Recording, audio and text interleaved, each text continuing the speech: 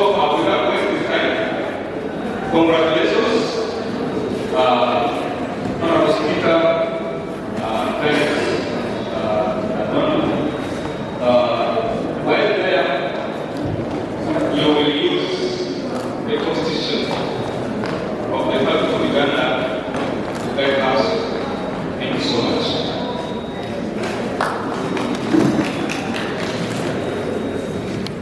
You will also consult the Local Government Act, the new version 224, to ensure that all proceedings are within the law. Thank you so much.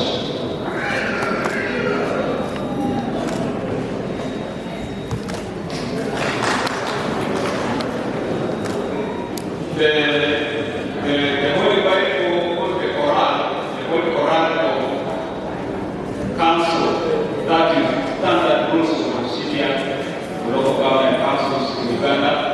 This is very, very important as we want to conduct council business. Thank you so much.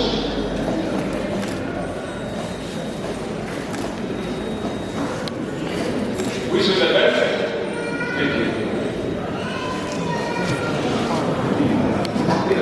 I now assume the office of Speaker. I think I sit properly.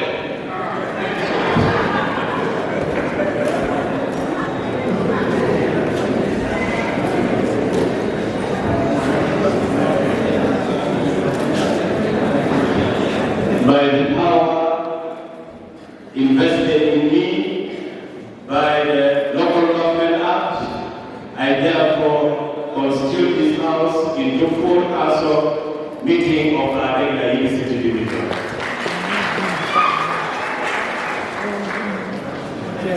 Clap to